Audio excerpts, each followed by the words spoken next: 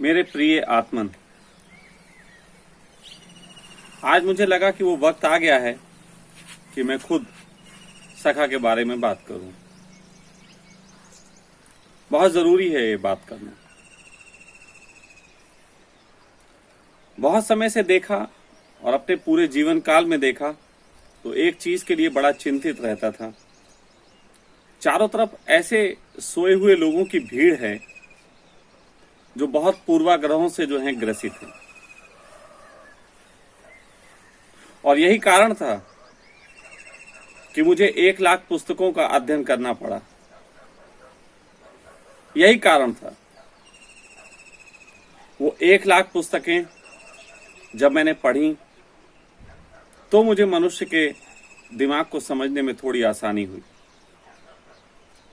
मुझे समझ में आया कि कौन से धर्म का व्यक्ति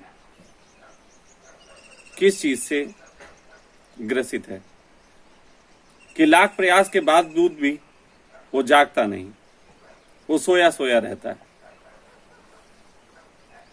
लेकिन जब कभी कोई बुद्ध का शिष्य मेरे पास आता तो बुद्ध के संबंध में प्रश्न करता। मैंने बहुत जवाब दिए, क्योंकि पहले उनकी धारणाएं तोड़ने से पहले जरूरी था इस चीज को कि उनकी धारणाओं को एक बल देना कि जिस आदमी को वो सुनते हैं वो उनके हृदय को भी समझता है। कोई कृष्ण पे प्रश्न करने बैठ जाता, कोई लाओ त्सो, और फिर तो दुनिया के सारे संतों की खोज करके मेरे सामने प्रश्नों का अंबार लगा दिया गया। और एक समय वो भी आया कि जब मैंने बुद्ध के प्रेम में होने के बावजूद भी उनकी धारणाओं को गिराने के लिए बुद्ध के खिलाफ बोला।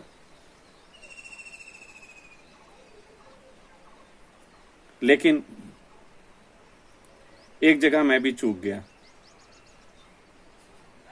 और वो ये चूक गया कि पूरी जिंदगी कभी बुद्ध, कभी राम, कभी महावीर, कभी जीसस, कभी नानक, कभी दादू, कभी मीरा, कभी रज्जब, इन सब पे बोलते बोलते मैं ये भूल ही गया कि मुझे भी अपने दिल की कुछ कहनी थी। हाँ, मेरी शब्दों से और मेरी वाणी से प्रभावित होकर तो बहुत लोग मेरे पास आए, लेकिन उनमें से एक भी नहीं था जिससे मैं प्रभावित हो सकता। लेकिन ये एहसास इतनी देर में हुआ कि तब तक मेरे सानिध्य में रहने वाले लोग भी पूर्वाग्रह से ग्रसित हो गए थे। मेरी उन 1000 कोशिशों के बावजूद, जिसमें मैं डे बाय डे उनको तोड़ने की कोशिश करता, लेकिन मेरी हर कोशिश से एक पूर्वाग्रह निर्मित होता। मैंने कहा कि ध्यान करो, लोगों ने ध्यान पकड़ लिया। लेकिन जब मैंने कहा कि ध्यान ही प्रेम से भरा होता है, इसको किसी ने नहीं पकड़ा। विधियां बहुत पकड़ी गईं, और विधियों में भी वो विधियां जिससे तुम्हारे अहंकार को और बल मिले, उन विधियों पे तुमने बहुत काम किया। डायनेमिक पे तुमने बहुत जोर दिया। लेकिन मैंने निश्चल ध्यान योग भी कहा था, मैंने आनापात सती योग भी कहा, मैंने कल्पना भोग भी कहा, मैंने ये भी कहा कि चाय के पीने को ध्यान बनाया जा सकता है। लेकिन आज इतने सालों बाद भी किसी भी शिविर में चाय को कैसे ध्यान बनाया जा सके, इस पे कोई चर्चा नहीं होती। शरीर की अपनी एक दायरे होते हैं। तुम्हें समझाते समझाते मैं उन दायरों का ख्याल रखना भूल गया, और एक वक्त आया जब मुझे शरीर छोड़ के जाना था। लेकिन मैं कौन हूं? मैं तुम्हें क्या सिखा रहा था? मेरा होना क्या? चंद्रमोहन से लेके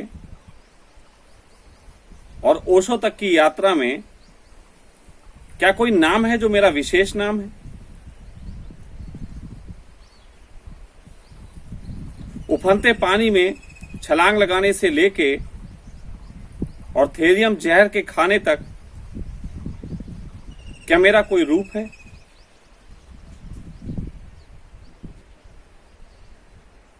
या दाढ़ी मेरी पहचान? अगर मैं दाढ़ी कटा दूं तो तुम पहचानोगे नहीं? या अगर मेरे पास टोपी ना हो, सैकड़ों की भीड़ ना हो, मैं अपने वाणी में थोड़ी मधुरता ना लाऊं, तो क्या तुम मुझे भूल जाओगे?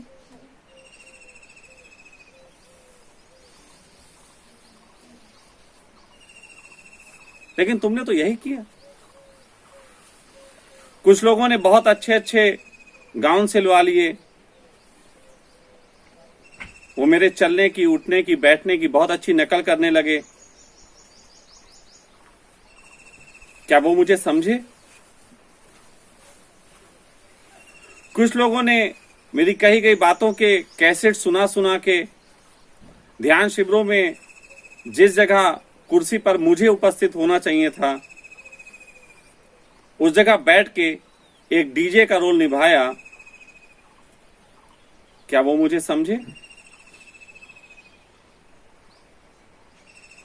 और सबसे बड़ी बात, शशांक पे एक आरोप, सखा पे एक आरोप कि तुम ओशो को समझे नहीं। तो मैं तुमसे पूछता हूं, मेरे हर सन्यासी से पूछता हूं, ये बताओ मैंने कब कहा था कि तुम मुझे समझो? मैंने हमेशा तुम्हें निमंत्रण दिया अपने पास आने का कि तुम स्वयं को जान सको, लेकिन तुम मुझे जानने में लग गए। तुमने मेरे चलने उठने को कॉपी किया, तुमने मेरी बातों को अपने मतलब के अनुसार ढाल लिया। मैंने जब मीरा पे बोला तो मीरा जैसी प्रतिभाओं के लिए बोला, लेकिन मैं देखता हूं कुछ सन्यासी जिनमें बुद्ध होने की क्षमता थी, मीरा की तरह नाच रहे हैं।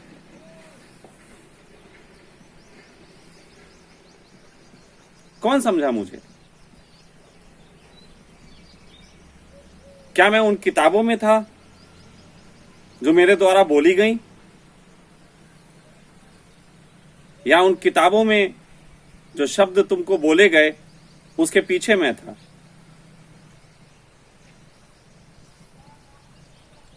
मैंने जब ये कहा कि हर सन्यासी में मेरे प्राण होंगे, तो मैंने क्या तुम्हें शब्द दिए थे या किताबें दी थी कि जाना और घर घर इन्हें बेच देना? मैंने तो तुमको कहा था कि तुम खिलो, अपने ढंग से बोलो, अपनी बात बोलो। और ये बात अलग है कि जब भी कोई बोलेगा, स्वाद लेके बोलेगा,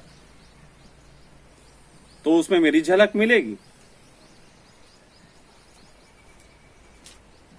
बहुत लोग मेरे जीवन काल में ऐसे मेरे पास आए जो कहते थे, आपके पास आने पे प्रतीत होता है कि किन्हीं जन्मों में आपका सानिध्य रहा।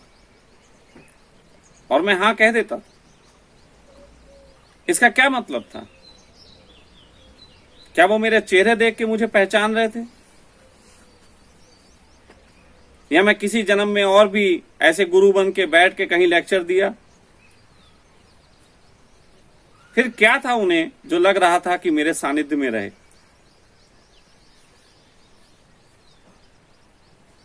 मैं तो उनकी हां में हां इसलिए मिलाता था कि जब भी कोई जागा, जब भी किसी ने कोई स्वाद चखा, तो वही चखा जो मैंने चखा। कोई ना पृथ्वी पे मैं पहला व्यक्ति हूं जिसने ये स्वाद चखा, ना अंतिम हूं कि मेरे बाद कोई चखेगा नहीं, क्योंकि यदि मैं अंतिम होता तो तुमको ध्यान विधियां इन सब चीजों में धक्का क्यों देता?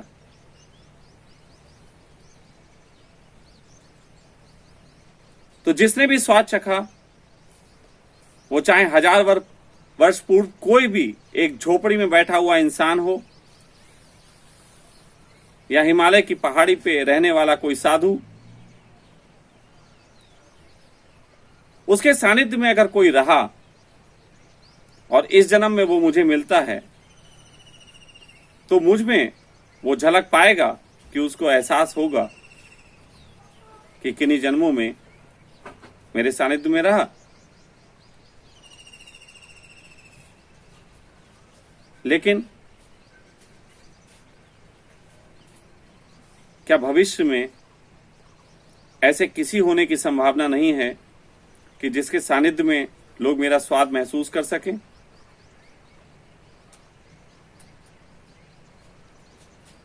मैं जाते जाते इस दुनिया से एक दर्द लेके जाता, और वो बहुत गहरा दर्द था। और वो दर्द ये था कि मैंने जिस माध्यम से लोगों को जगाने की कोशिश की,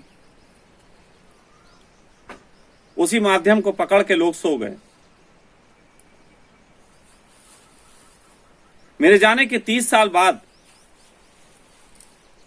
यदि मैं आज भी शरीर में होता, तो तुम क्या समझते हो तुम्हें डायनेमिक और कुंडली और अच्छे ढंग से करवाता? या तुमसे कहता और जोर लगाओ, तुम्हारे प्रयास में कमी है? मैंने पूरे जीवन भर ये महसूस किया कि मेरे ही प्रयास में कोई कमी है। इसके लिए मैंने जितनी बदलाहट हो सकी, जितने आयामों से हो सका, तुमको कहने की कोशिश की। कितने माध्यमों से कहने की कोशिश की। मैंने सेक्स पे भी बोला ताकि तुम्हारी धारणाएं टूटें, लेकिन तुमने उसमें पकड़ लिया ब्रह्मचर्य को अपनाना। मैंने तुमको यह भी बताने की कोशिश की कि मैंने भी सेक्स किया, लेकिन तुमने वो बातें मजाक में उड़ा दी। मैंने तुम्हारी धारणाएं तोड़ने के लिए फक के ऊपर लेक्चर भी दिया कि तुम्हारी शाब्दिक व्याख्याएं टूटें, लेकिन बहुत से लोगों ने मेरी उस बात को भी एक बहुत अच्छा व्याकरण कह के अपनी बेहोशी को मजबूत बनाए रखने में इस्तेमाल कर लिया।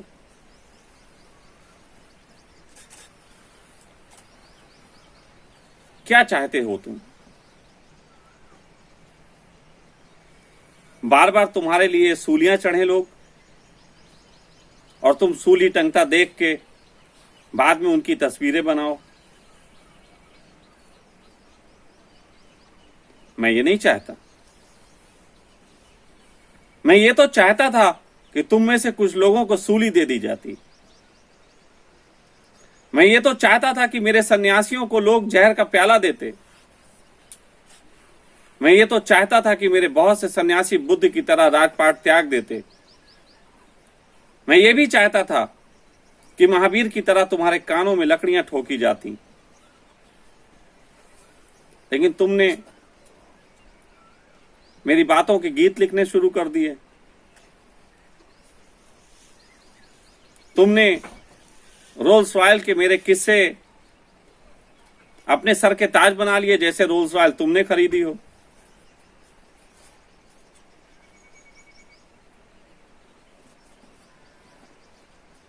तुमसे जो अच्छी शीला निकली, तुम सबसे अच्छी।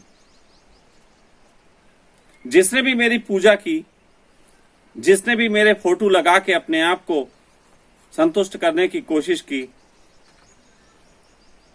उससे अच्छी तो वो शीला निकली जो मेरे विरोध के बावजूद भी ये कहने से नहीं हिचकती कि आज भी मुझे उस आदमी से प्रेम। विरोध क्या है? एक कचरा। जब मैंने तुमसे कहा कि तुम सोने को निखारोगे तो तुम्हें एक आग से उसको गुजारना होगा, उसमें कचरा जलेगा। लेकिन कचरा है।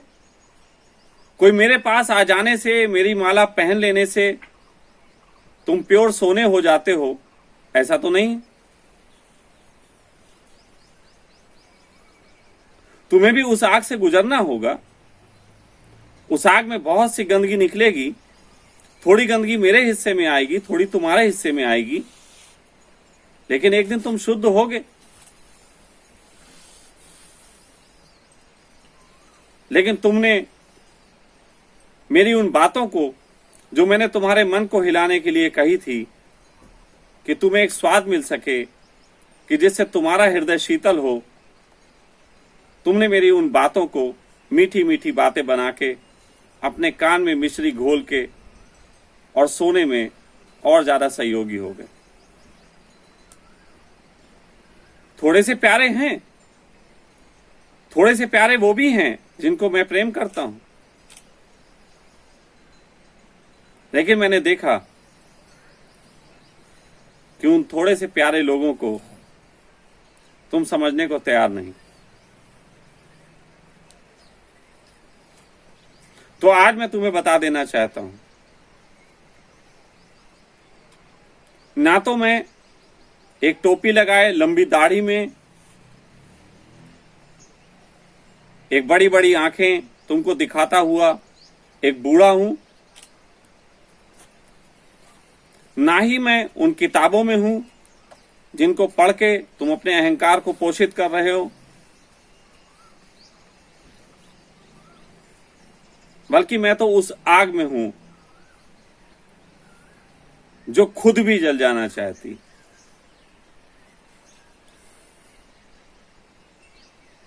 मुझे और मेरी आग को केवल वो राख पहचान पाएगी जिसने अपना सब कुछ लुटा दिया।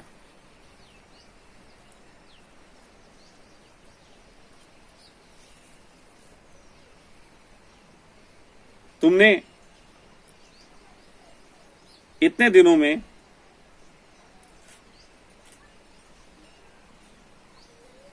सखा के अपमान में क्या कमी छोड़ी, क्या कमी छोड़ी? जब वो मेरे प्रेम में होके अपने शहर में मेरी किताबों के माध्यम से लोगों को बात कहना चाहता था, तब तुम ही सन्यासी थे जिनमें से एक भी आदमी ने उसके यहां से किताबें लेना पसंद नहीं किया। जब वो अपने शहर में मेरी ही बात को कहने के लिए, मेरी ही आग को जलाए रखने के लिए, प्रेमियों के लिए मदद करने को खड़ा हुआ, तो तुम ही सन्यासी थे जिसने उसे व्यभिचारी कह के बुलाया। जब उसने मेरी देशना को, मेरी उस आग को अपने हृदय में रखते हुए किसी को अपनाने के खातिर अपने घर का त्याग कर दिया, तो तुम ही लोग थे कि जो उसको वासना से भरा कहते थे। जब उसने मेरे ही प्रेम में पूरे तरीके से अपने को लुटा के हर तरीके से बात कहने की कोशिश की, तब भी तुम लोग कुछ मालाधारी, जिन्हें एक घमंड था कि मैंने तुम्हें माला दी, उस घमंड में मेरा ही अपमान करने से नहीं चूके।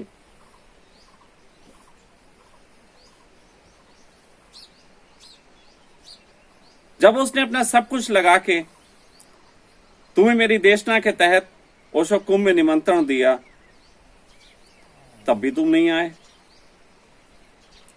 और आज जब वो मेरी वास्तविक देशना के तहत अपने मुख से अपनी बात अपने ढंग से कहता है, तो भी तुम्हें चैन नहीं।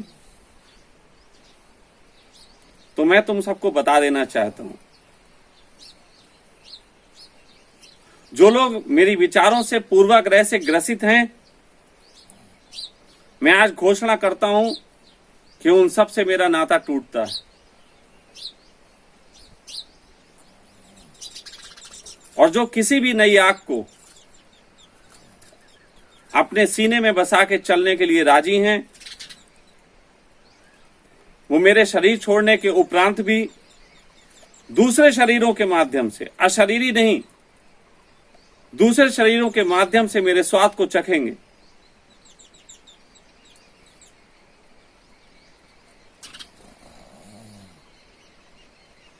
ये बात ध्यान रखना,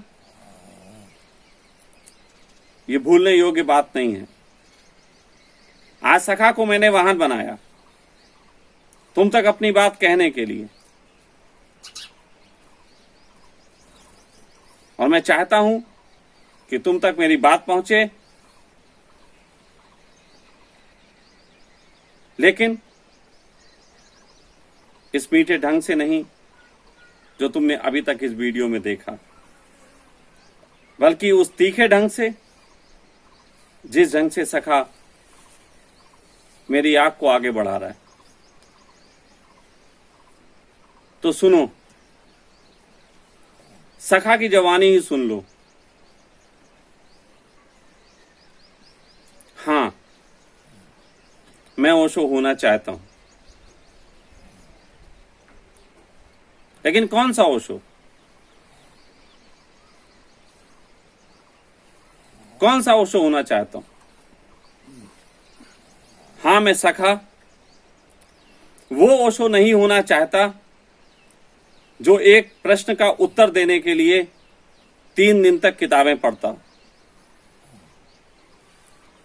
मैं वो ओशो नहीं होना चाहता जो अपने प्रवचन में आने से पहले 15 मिनट तक खांस के ये तैयारी करता हो कि प्रवचन के दौरान कोई खांसी ना आ जाए जिससे तुम्हारा विचार भटके। मैं वो ओशो नहीं होना चाहता। मैं वो ओशो नहीं होना चाहता जो अपने शारीरिक कष्ट को सहने के लिए शीला को भेज के और छुपे तरीके से ड्रग्स मंगा के लेते थे। मैं ओशो नहीं होना चाहता। मैं वो ओशो होना नहीं चाहता जिसके विवेक के साथ संबंध थे, लेकिन दुनिया को वो जग जाहिर नहीं होने दिए गए। मैं वो भी ओशो नहीं होना चाहता जो केवल ध्यान के माध्यम से तुम्हें जगाने का कार्य करता है। और मैं वो भी ओशो नहीं होना चाहता जिसके पास लाखों की भीड़ इकट्ठी हो और उनके ऑडियो को सुनते वक्त उसको नींद आ जाती हो। मैं वो भी ओशो नहीं होना चाहता जिसके सन्यासी शिविरों में जाके प्रेम और सेक्स की बात तो करना चाहते हों, लेकिन किसी स्त्री का दामन थामने में उनकी मरती हो। ऐसे नपुंसक सन्यासियों का मैं ओशो नहीं होना चाहता।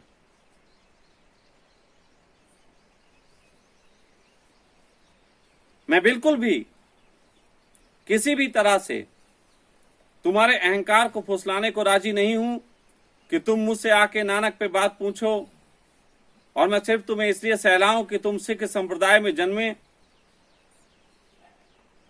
मैं 2, 4, 10 प्रवचन तुम्हारे सिख समुदाय को सहलाने के लिए नहीं दूंगा। मैं पहले ही बात में उस चीज का खंडन कर दूंगा जो तुम्हें पूर्वाग्रह से ग्रसित करती। बिल्कुल भी नहीं। मैं किसी भी तरीके से तुम्हारे अहंकार को फुसलाने के लिए राजी नहीं हूं। तुम मेरे पैर पड़ो, तुम मुझसे माला मांगो, तुम मुझसे नाम मांगो, इसमें भी कोई मुझे रस नहीं है। चूतिया से बेहतर नाम मैंने इस जगत में दूसरा नहीं देखा। चूतिया का मतलब अलग अलग जगहों पे अलग अलग होता है, लेकिन मेरे शहर में चूतिया का मतलब होता है बेवकूफ। जो सब कुछ जानते हुए भी बेवकूफ बन रहा है, उसे हम चूतिया कहते हैं। तो जो चूतिया है, जो सब कुछ जानते हुए भी बेवकूफ बनने को राजी है, मैं सिर्फ उसके लिए ओशो होना चाहता हूं। क्या तुम में हिम्मत है?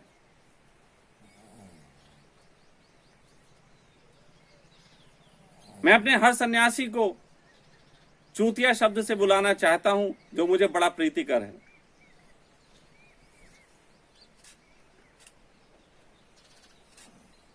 कितना अच्छा लगे कि स्वामी आनंद स्वभाव का नाम चूतिया आनंद स्वभाव हो।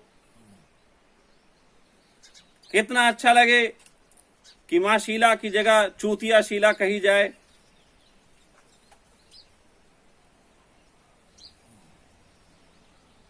कितना अच्छा लगे कि तुम्हारे गले में माला पहनाने की जो बातें होती हैं उसकी जगह तुम्हारे गले में पड़ी हुई सारी धारणाएं उतार ली जाएं।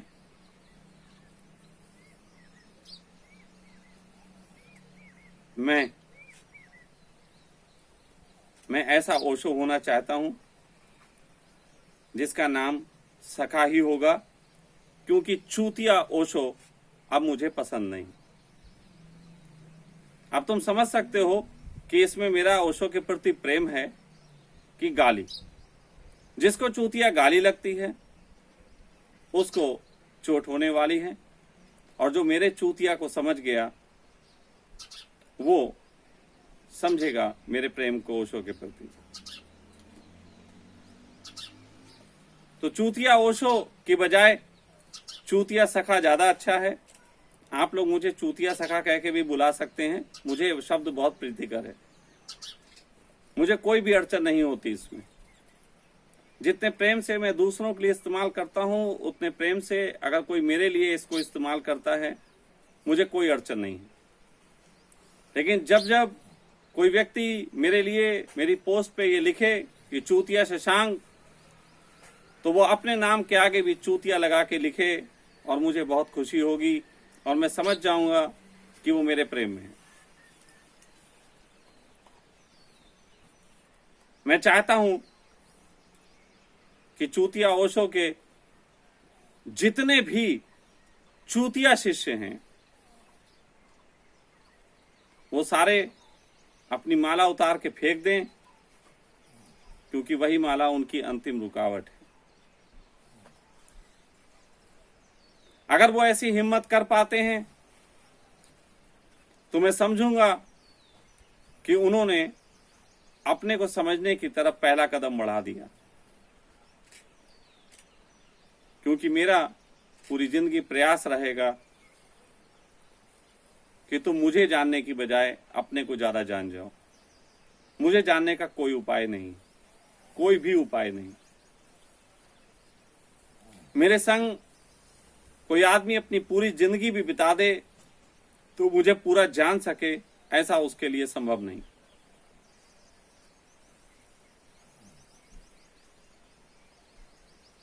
और दूसरी बात, ध्यान का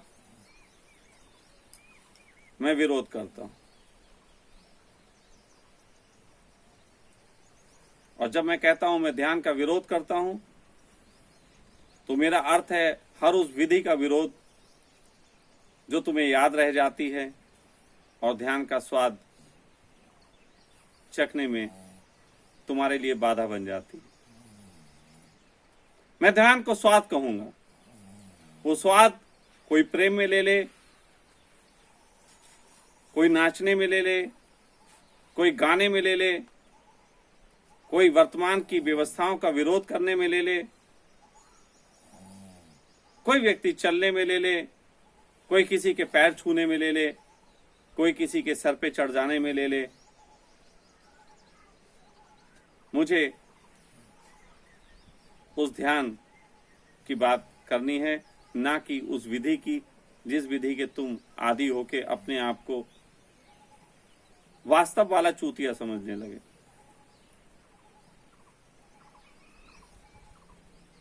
तो मैं ओशो होना चाहता हूं, लेकिन गाड़ियों के लिए नहीं, बड़े आश्रमों के लिए नहीं, सन्यासियों की भीड़ के लिए नहीं, बल्कि उन दो चार प्यारों के लिए कि जिनके सानिध्य में यदि मेरी मौत हो तो वो मेरी लाश को जलाने के बजाय अपने गोद में रखना पसंद करें। ना कि उन हजारों की भीड़ के लिए जो मेरे जाते ही मेरे शरीर को बॉडी कह के संबोधन शुरू कर दें। जिस शरीर के साथ मैं इतने प्रेम से रहा, जिस शरीर के साथ लोगों ने मुझे इतने प्रेम से गले लगाया, यदि उसके बदबू छोड़ने पे उसको जलाने की लोग तैयारी करने लगे तो जान लेना वो कोई भी इंसान कभी मुझे प्रेम किया ही नहीं था।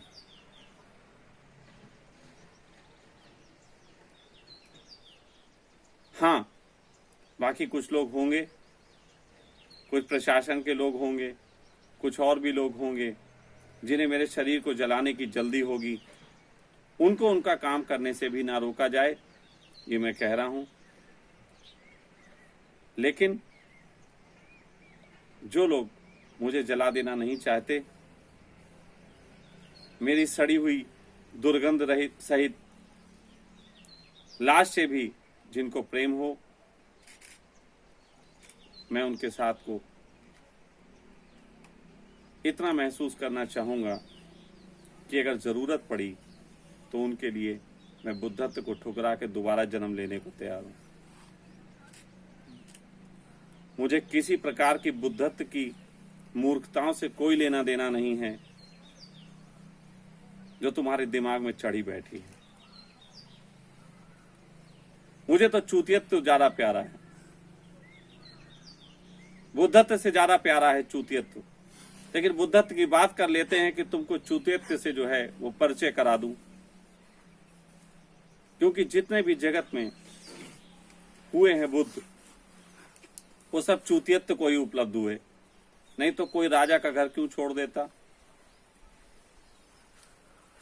तो अंत में मैं तुम्हें बताना चाहता हूं कि मैं कैसा वाला ओशो होना चाहता हूं, जो सखा नाम से ही पुकारा जाएगा। तो आज सुनो। आए जो मेरे शेरों पे महफिलों से दाद, आए जो मेरे शेरों पे महफिलों से दाद, लगता है कोई गलत राह पा गया हूं मैं। ताली बजी तो लगता है मदारी हुआ हूं मैं, ऐसी नहीं थी चाह कहां आ गया हूं मैं। बैठो किसी ले लब हो और आंखें भी हों पत्थर। तुमने देखा, तुम वाह वाह में लग जाते हो। कोई तुम्हारे प्याले में अपनी शराब लौटता है और तुम वाह वाह उसकी तारीफों से इतना भर जाते हो कि उस शराब को भी गिराने लग जाते हो। तो मैं कहता हूं कि बैठो किसी ले लब हो और आंखें भी हों पत्थर, आज तुम्हारी महफिलों को मैं खाना बना रहा हूं मैं। साकी खिदी तलाश तुम्हें, लो अब आ गया हूं मैं। देखो मेरी आंखों में क्या पिला रहा हूं मैं।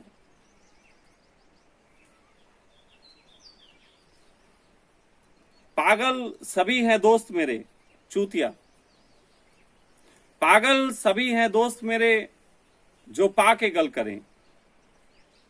सभी पागलों के दर्द यहां बतला रहा हूं मैं। सभी पागलों के दर्द यहां बतला रहा हूं मैं। आहा उसकी सुनो जिसको कोई दर्द नहीं है। आहा उसकी सुनो जिसको कोई दर्द नहीं है। देख तुम्हारी ही तकलीफें करा रहा हूं मैं, और तकलीफों में झांको तो लगे मैं ही है कारण। तकलीफों में झांको तो लगे मैं ही है कारण। तुम्हारे इस अहम को तुमसे छीनने आ रहा हूं मैं। बदले में तुम्हें दूसरों के दर्द दूंगा मैं। बदले में तुम्हें दूसरों के दर्द दूंगा मैं। अंतस में अपने इसी मजे को पा रहा हूं मैं। मुझसे करो मोहब्बत, कोई बुत नहीं हूं मैं। मुझसे करो मोहब्बत, कोई बुत नहीं हूं मैं। पैगाम यही सारे जहां में पहुंचा रहा हूं मैं। आप सबको मेरा प्रणाम। आपके अंदर बैठे परमात्मा को मैं प्रणाम करूं, इतना मैं मूर्ख नहीं। हां, किसी के अंदर कोई चूतिया दिख जाएगा तो उसके अंदर बैठे चूतिये को मेरा प्रणाम। जो चूतिया होने को राजी हैं वो इस महाचूतिया से संपर्क कर सकते हैं। बाकी अपनी टंग टोंग टूंग टेंग टांग। आज गाली नहीं दूंगा।